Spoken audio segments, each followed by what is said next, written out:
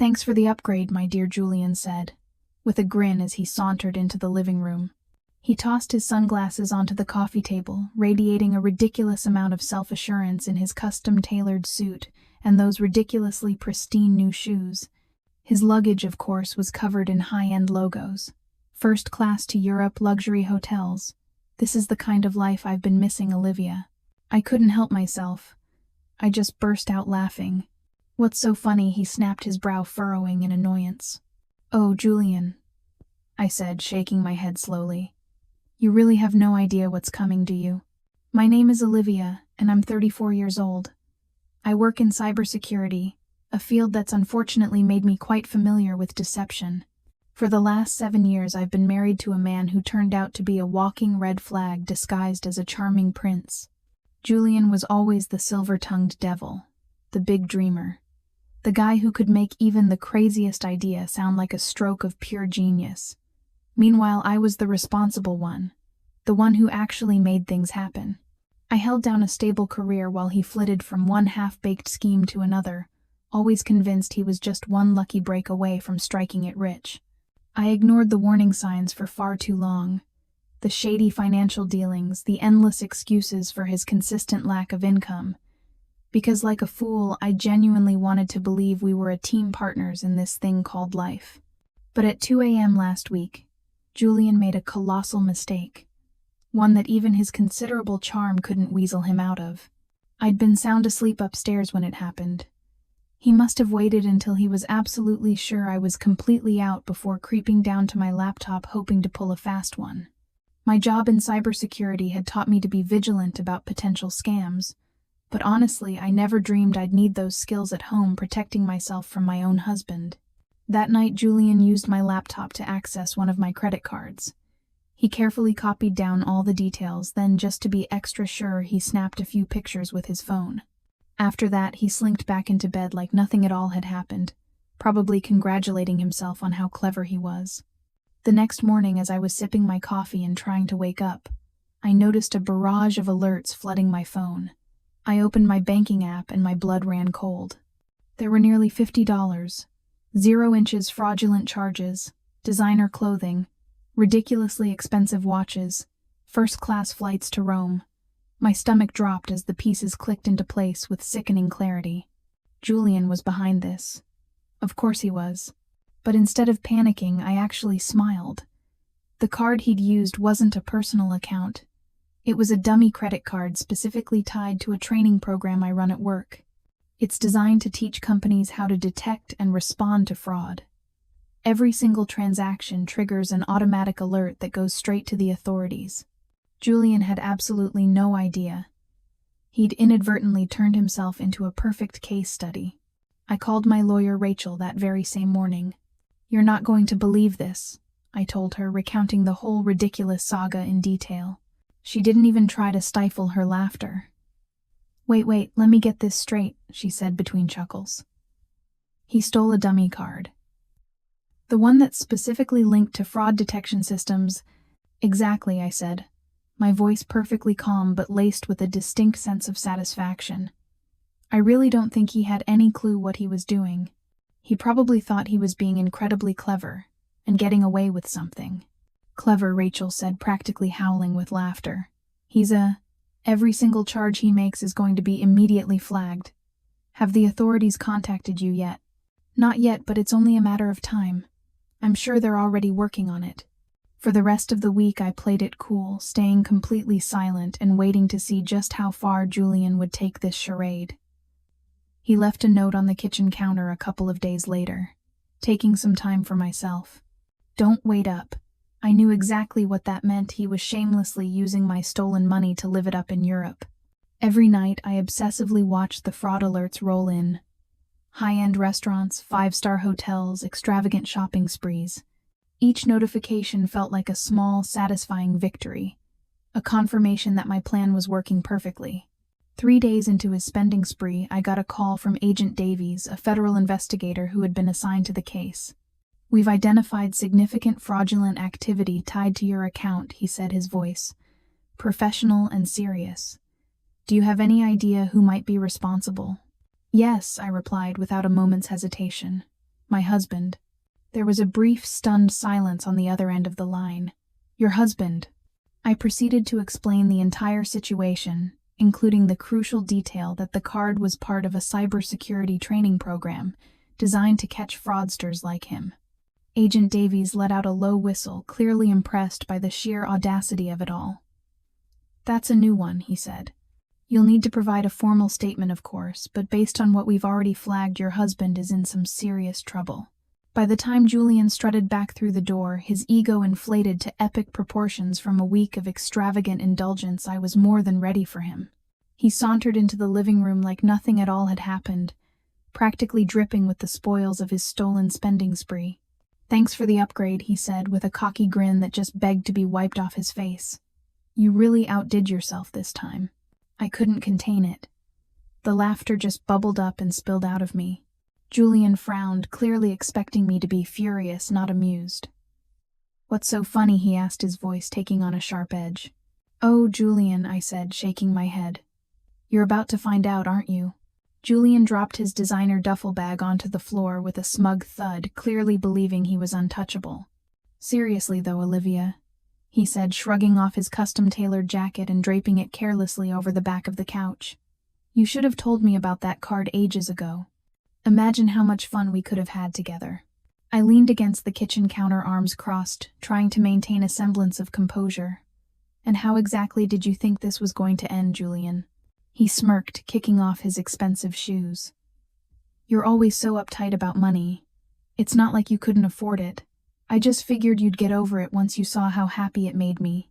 His sheer audacity would have been absolutely infuriating if it weren't so utterly pathetic.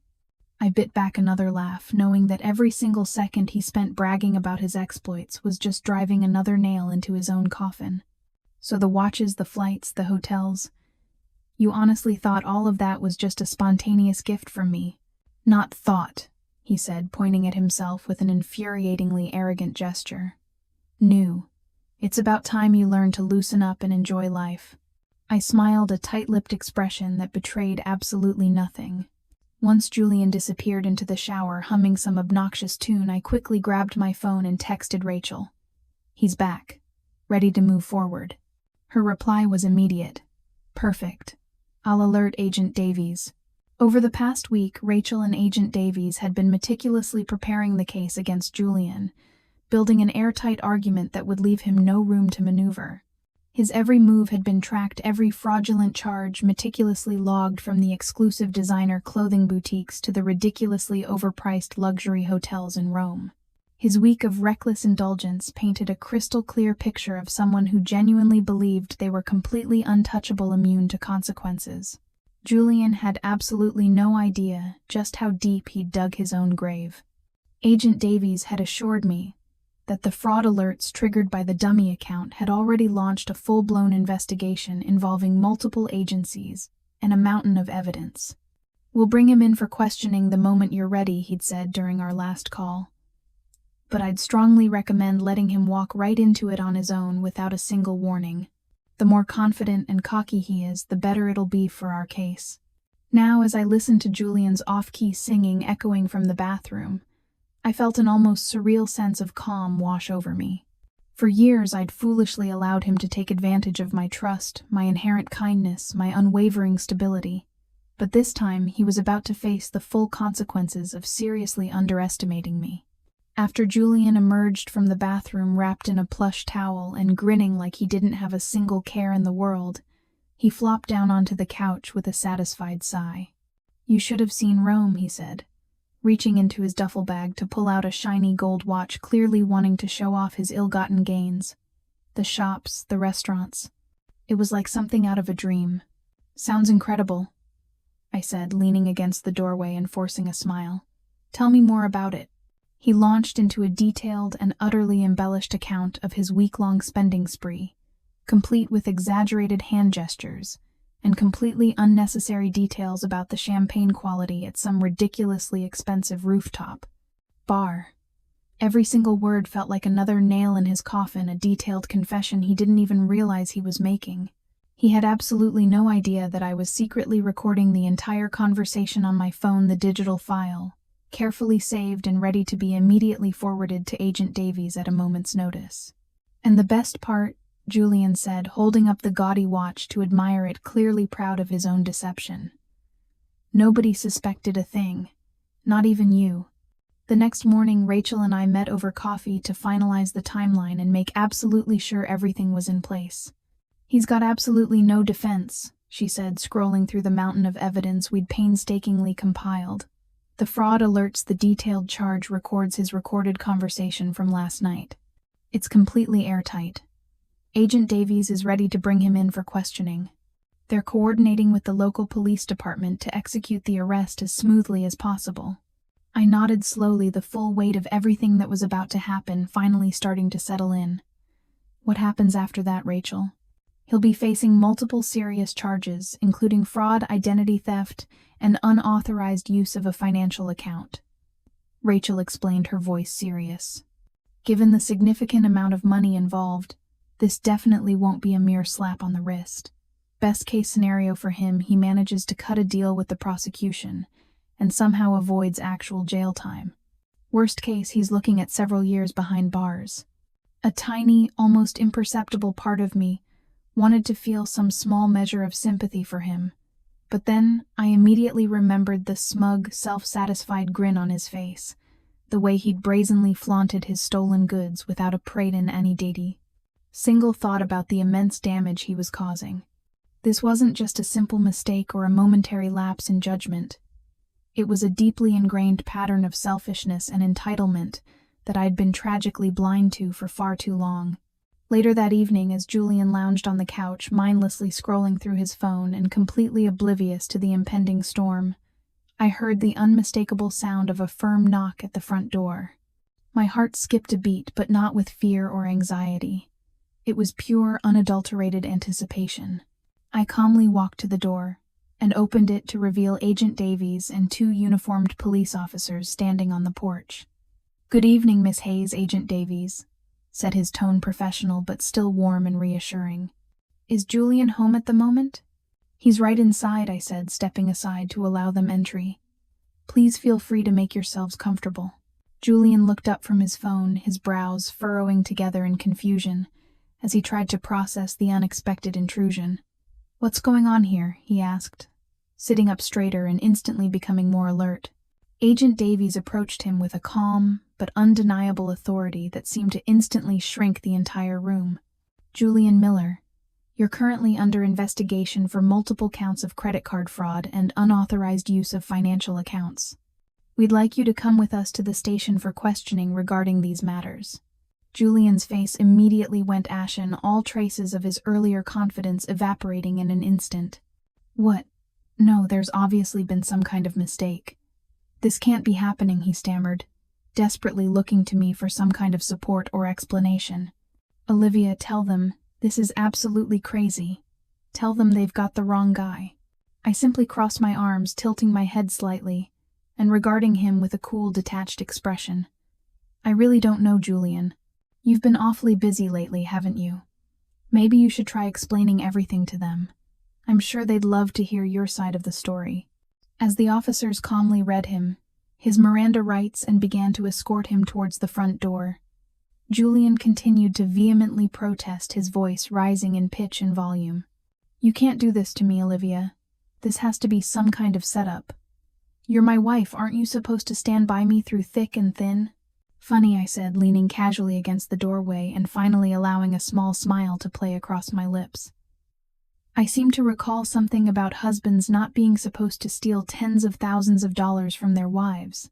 Guess we're both learning important life lessons today, aren't we?" Julian glared at me, all of his earlier bravado completely replaced by a desperate, almost pleading look. "You won't get away with this, Olivia. You'll regret this, I promise you." I simply smiled. "Oh, Julian, I already have. In fact, I've never felt better." The front door shut with a sharp, decisive click as the officers firmly escorted Julian out of the apartment, leaving the living room eerily silent. I stood there for a long moment, staring at the empty space where he'd been standing just minutes before, trying to fully process the enormity of what had just transpired. My heart was still racing, but not from fear or anxiety. It was from the sheer weight of the moment, the profound sense of relief and liberation that washed over me. He was finally gone. Finally, undeniably gone from my life. But this wasn't completely over yet. Not quite. There were still legal proceedings to navigate, divorce papers to sign, and a new life to build from the ashes of the old. About an hour later, Rachel called with an update. He's currently with Agent Davies at the station. She said, her voice calm but firm and professional. They've already started the initial round of questioning. From what Davies has told me so far, Julian is already trying to spin the story in his favor, desperately trying to minimize his role and shift the blame onto anyone but himself. Of course he is, I said, rolling my eyes. Let me guess. He's shamelessly playing the victim card. Spot on, Rachel replied with a dry laugh. He's claiming that you gave him explicit permission to use the credit card, that it was all a big misunderstanding. But don't you worry for a single second, Olivia.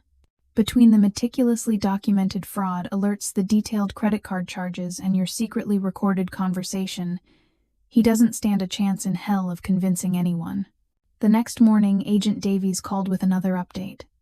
We've got absolutely everything we need to build a solid case against him, he said, his voice sounding confident and assured.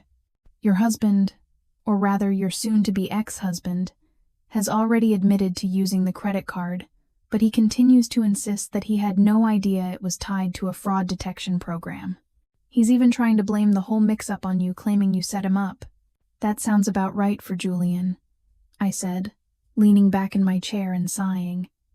So what happens next in this whole mess? We're moving forward with all the relevant charges without a single doubt in our minds, Davies explained. He's facing multiple counts of fraud and unauthorized use of a financial account, and given the significant amount of money involved, he's looking at some potentially serious consequences. Thankfully, the buyer protection programs have already flagged all of his extravagant luxury purchases as fraudulent, so those funds are being fully reimbursed to the program. You're not liable for a single cent of his ridiculous spending spree.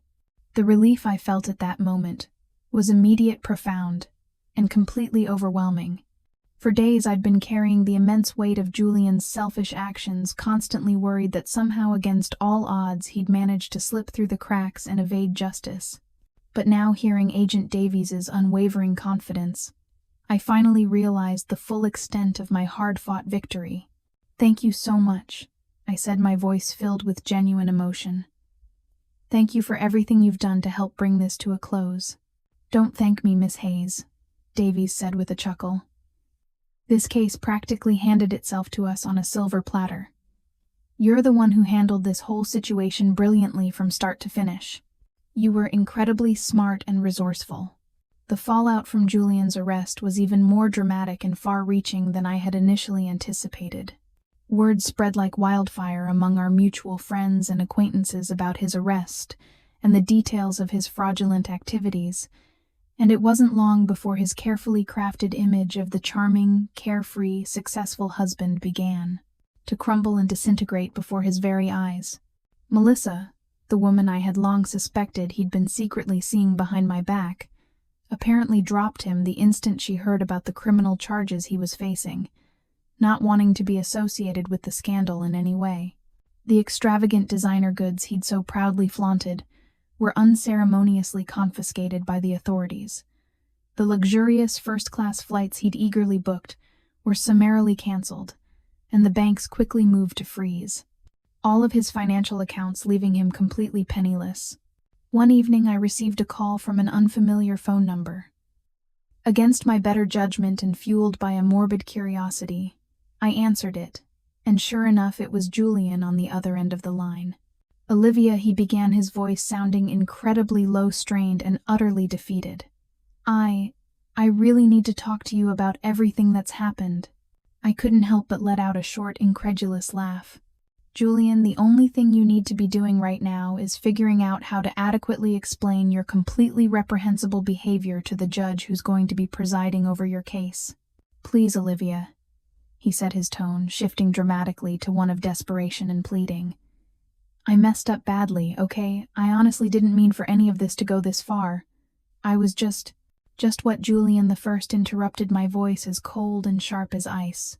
Just trying to steal $50 000 from me without a second thought, just naively hoping that I wouldn't even notice that you were draining my bank accounts, just banking on me being too hopelessly blind, or too ridiculously forgiving to ever try to stop you from your selfish pursuit of a lavish lifestyle. There was a long, heavy silence on the other end of the phone line, the only sound being his ragged and uneven breathing. Finally, he muttered almost inaudibly, "I honestly thought you loved me, Olivia." I let out a sharp breath, my simmering anger finally boiling over into a torrent of unfiltered emotion. I did love you, Julian.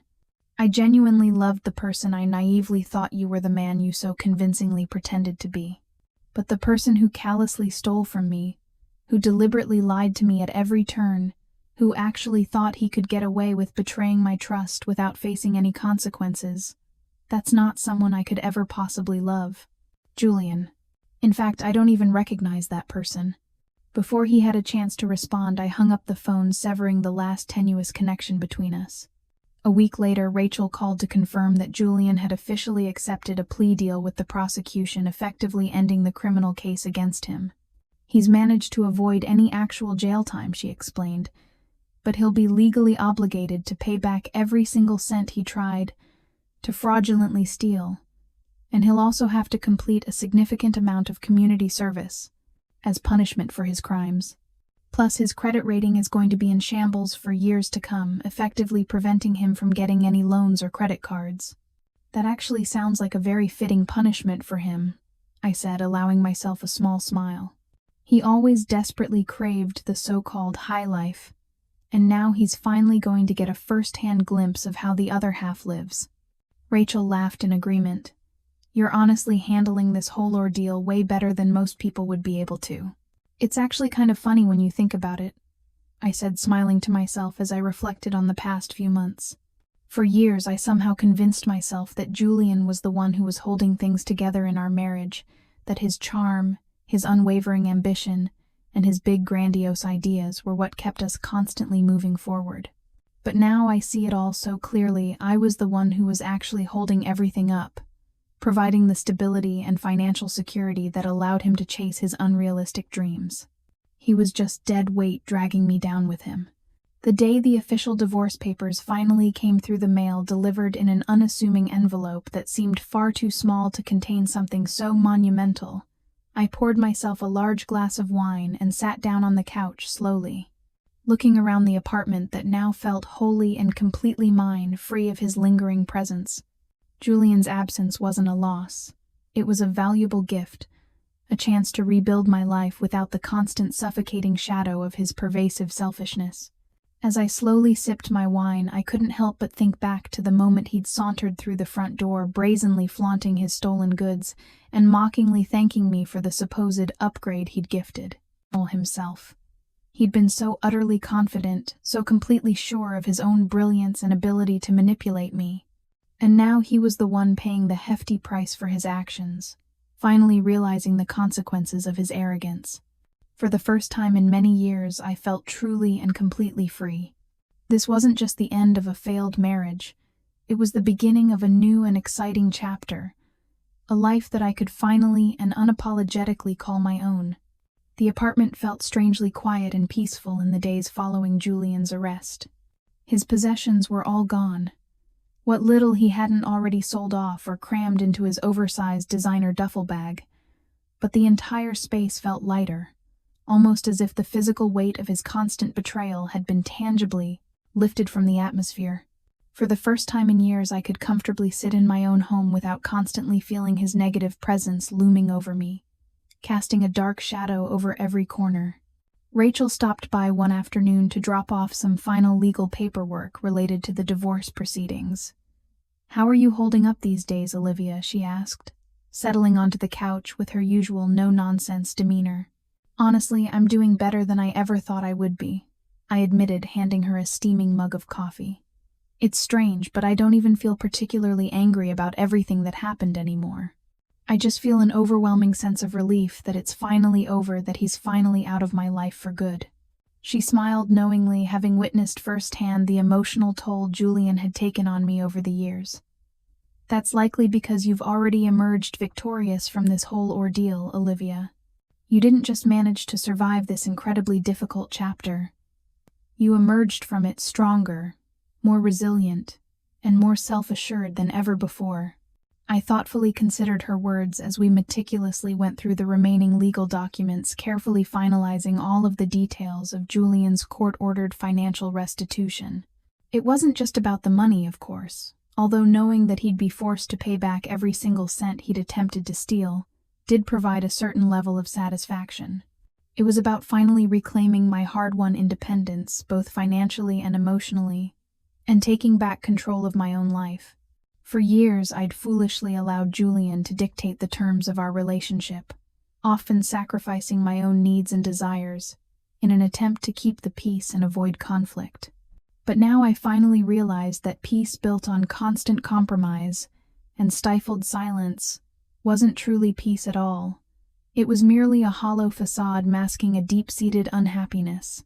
The official letter confirming the finalization of our divorce arrived a week later, delivered in an unassuming plain envelope that felt far too small and insignificant to contain something so monumental and life-altering. I held it in my hands for a long moment, allowing the full weight of the occasion to slowly sink in before finally tearing it open with a sense of resolute finality. My eyes quickly scanned the dense lines of complex legal jargon, until I finally located the words that truly mattered: finalized and irrevocable. I sat down slowly at the kitchen table, the official divorce decree still clutched tightly in my hands, and allowed myself a rare moment of quiet reflection, fully processing everything I'd been through over the past few months. This certainly wasn't the life I had initially envisioned for myself when I'd made the fateful decision to marry Julian. I'd naively pictured a future filled with unwavering stability, genuine partnership, and a strong foundation built on mutual trust and respect. But now, as I looked carefully around the apartment that I had painstakingly rebuilt for myself, brick by brick, I realized that I actually had something far more valuable and rewarding: unbridled freedom, newfound clarity, and the empowering knowledge that I was far stronger and more resilient than I had ever given myself credit for. Maya came over that evening armed with a bottle of expensive wine and a large carton of my favorite takeout food, knowing exactly what I needed to celebrate this momentous occasion. "To new beginnings, Olivia," she said, raising her glass high in a celebratory toast, "and to the absolute dumpster fire of a relationship that you just walked away from with your head held high." I laughed wholeheartedly, clinking my wine glass enthusiastically against hers. To never again settling for anything less than I truly deserve, and to always prioritizing my own happiness and well-being above all else. Over the next few weeks, I gradually started to piece together what my new independent life would look like, carefully building a future that was entirely my own creation. I enthusiastically redecorated the apartment, adding vibrant splashes of color and personal touches that truly reflected my unique personality and style, creating a space that felt authentically and unapologetically me. I finally booked and took the solo vacation that I'd been dreaming about for years, exploring the breathtaking coastline of a faraway country, and soaking in the kind of profound peace and tranquility that only comes from leaving everything and everyone behind for a little while, completely disconnecting from the stresses of everyday life. Unsurprisingly, Julian attempted to reach out to me a few more times in the weeks that followed, sending tentative feelers through mutual acquaintances, offering vague and insincere apologies via email, and even going so far as to send a laughably tone-deaf handwritten letter pathetically, claiming that he'd somehow magically transformed into a completely different person and deeply regretted all of his past actions. But I steadfastly refused to respond to any of his increasingly desperate attempts at communication, resolutely ignoring him at every turn. There was simply nothing left to say. He'd made his choices, and I had decisively made mine. Every now and then I'd inevitably hear stray updates about the current state of his life through the ever-present grapevine of mutual friends and acquaintances. He was apparently struggling to find steady employment, his reputation permanently tarnished by the lingering shadow of the fraud charges.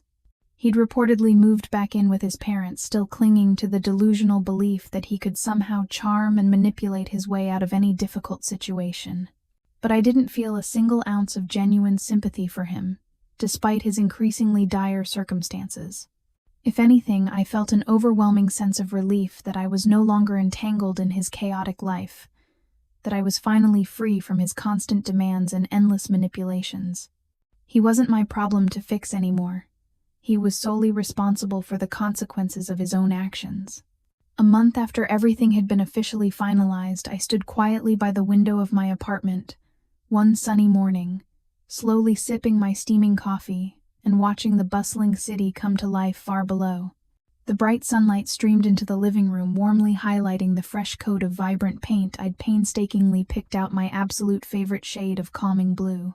The entire space no longer felt like a tense and stressful battleground haunted by the ghosts of past arguments and betrayals.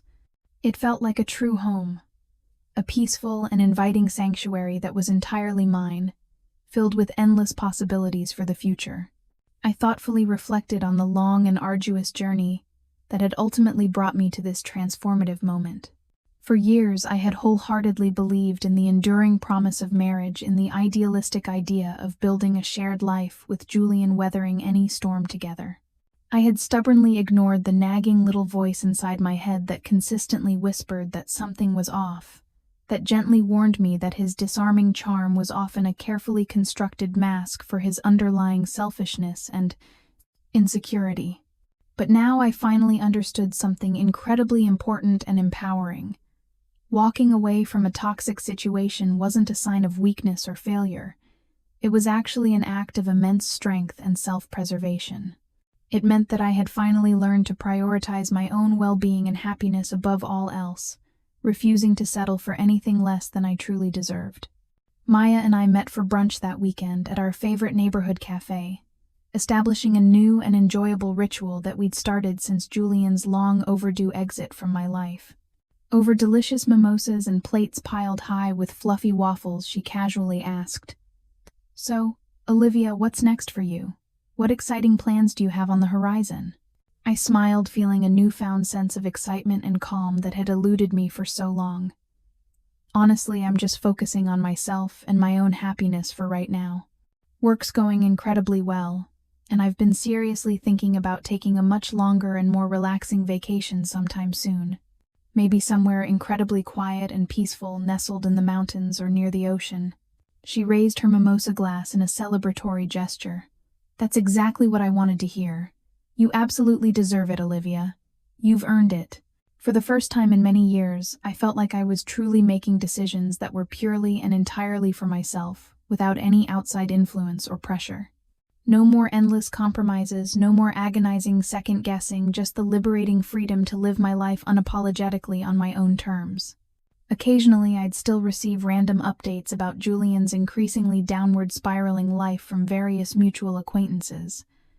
He was reportedly struggling to rebuild his shattered life, moving from one low-paying dead-end job to the next, while desperately trying to pay back the substantial amount of money he owed as part of his court-ordered restitution. The expensive designer suits and extravagant luxury trips were long gone, permanently replaced by a harsh and unforgiving reality that he was woefully unprepared to face. But I didn't dwell on it for very long. He'd made his own choices, and I had bravely made mine. I refused to waste any more of my precious time or energy worrying about someone who had so callously disregarded my feelings and well-being for so long. The last time I heard from him directly was through a lengthy and rambling email, a disjointed collection of poorly written sentences that seemed more self-pitying and manipulative than genuinely sincere. I barely managed to read the first few lines of his pathetic attempt at an apology before quickly deleting the entire message without bothering to reply. I didn't need any hollow words of closure from him. I'd already found the true closure I needed within myself through my own strength and resilience. One warm summer evening, I sat alone on the balcony of my apartment, with a glass of chilled wine, quietly reflecting on everything I'd been through over the past year.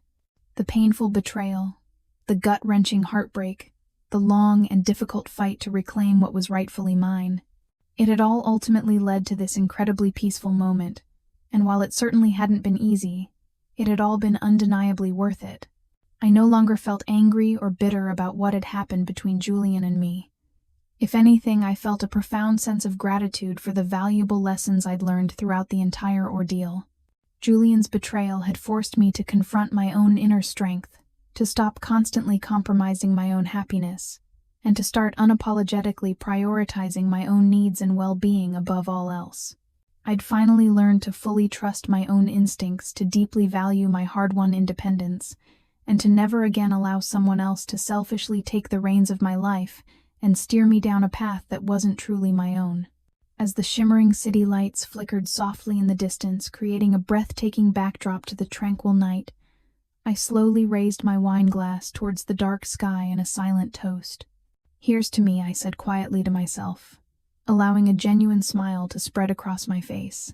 "Here's to bravely starting over, to embracing the unknown, and to creating a future that is brighter and more fulfilling than I ever thought possible." And with that, I officially and permanently closed the final chapter on Julian's long and tumultuous presence in my life, ready to wholeheartedly embrace whatever exciting adventures and opportunities lay ahead, confident in my ability to navigate any challenges that might come my way.